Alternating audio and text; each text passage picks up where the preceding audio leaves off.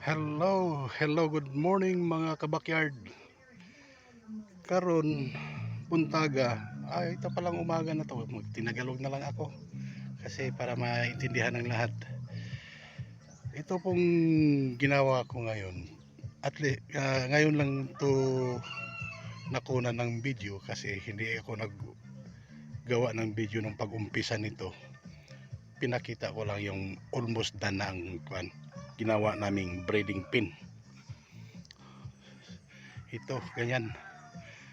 Bali, 6 na room ito. 6 na pin. Unom na pod. So, ito ang kinalabasan. Ang sukat po nito is 8x10. Ang sukat medyo malaki. Ang bawat isang kwarto nito is 1:6.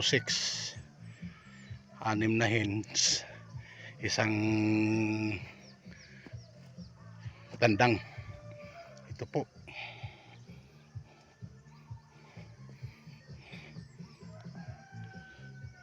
Yan. Step by step. So ito mga kabakyard, parang hindi na to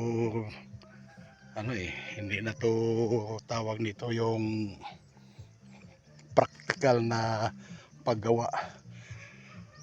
Talagang may ang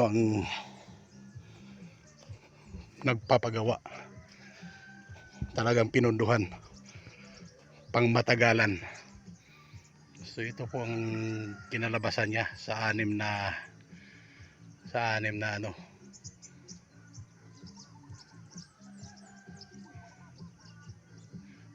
na pin.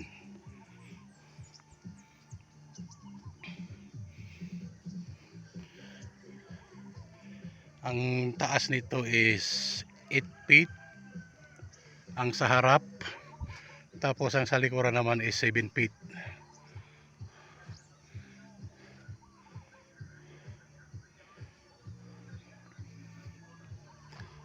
Mga na lang to, 85%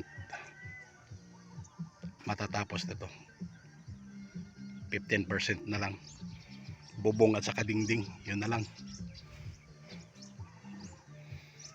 kasama na pinto.